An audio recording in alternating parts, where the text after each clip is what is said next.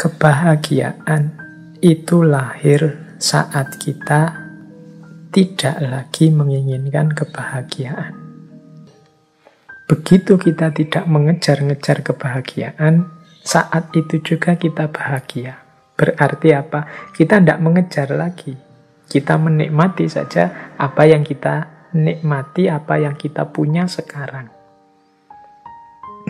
Berarti kebahagiaan itu justru ketika tidak dicari, dia datang dalam hidup kita. Tapi ketika kita kejar-kejar, kita cari-cari, menunjukkan justru kita tidak bahagia.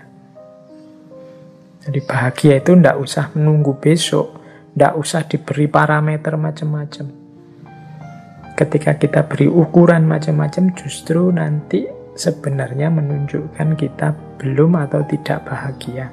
Orang yang merasa tidak bahagia, padahal seharusnya dia sudah bahagia dengan situasi hidupnya saat ini, ya bisa dikatakan dia ini tidak bersyukur. Hari ini mungkin kita banyak sekali kesulitan-kesulitan karena bencana, karena macam-macam. Maka kita punya mimpi-mimpi, wah seandainya bencana ini selesai aku akan bahagia, seandainya banjir ini surut aku akan bahagia. Jadi masih nunggu besok, nanti banjirnya surut, kita punya target lagi, wah ini kalau ada yang bantu bersih-bersih rumah setelah banjir ini, wah aku lebih bahagia lagi. Nanti begitu bersih-bersih selesai, nanti ada meja kursinya yang rusak, perabotannya rusak, wah ini seandainya punya uang untuk beli perabotan yang baru, aku akan bahagia. Perabotannya ada, nanti keinginannya nambah lagi. Terus kalian mengejar kebahagiaan, tidak sempat bersyukur, tidak sempat menikmati hidup. Kebahagiaan dan menikmati hidup itu bisa sejak sekarang kita rasakan. Sejak sekarang kita nikmati di level kita masing-masing.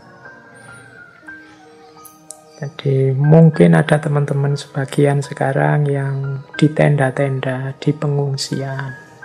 Ada sangat banyak kesulitan, saya tahu. Tapi bukan berarti itu alasan untuk kita tidak bahagia. Banyak sudut-sudut, banyak titik-titik yang bisa kita syukuri. Misalnya sedikit mendapat bantuan. Mungkin bukan besarnya bantuan, tapi nilai kepeduliannya. Alhamdulillah masih ada saudara-saudaraku yang peduli padaku. Saya kira kemarin aku ini orang yang tidak penting, ternyata banyak juga yang bantu. Seluruh Indonesia bantuan mengalir. Jadi ini hal-hal yang perlu disyukuri.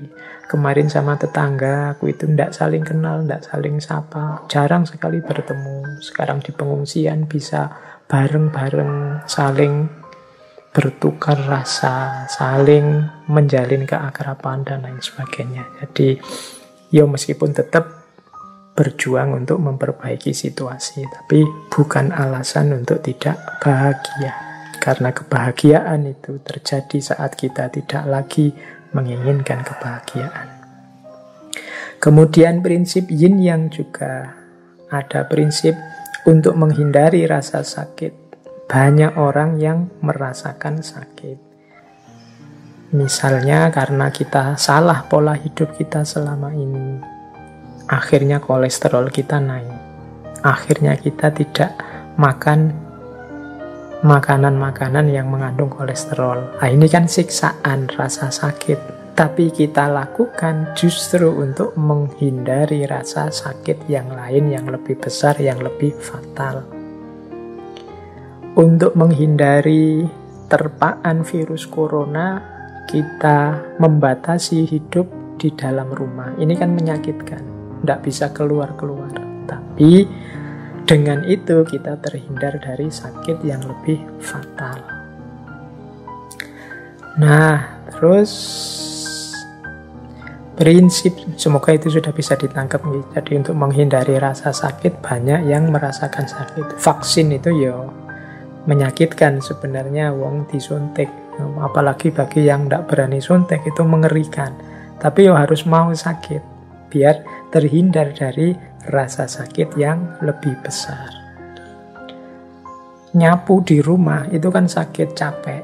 Tapi dengan kita rajin nyapu-nyapu, bersih-bersih di rumah, penyakit yang lebih besar, lebih fatal bisa terhindar. Nah, ini yin dan yang. Jadi untuk menghindari sakit justru melalui jalan merasakan sakit.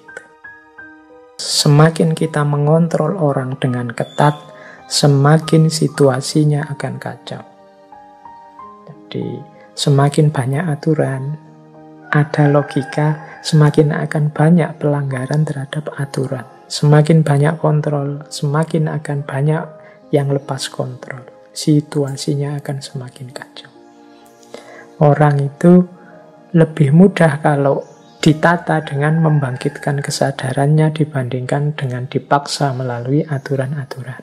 Tapi kadang-kadang memang di level ketidaksadaran perlu aturan dan pemaksaan. Tapi kadang-kadang terlalu banyak aturan, terlalu ketat dengan aturan, semakin besar potensi kekacauan yang terjadi. Ini juga prinsip yin yang.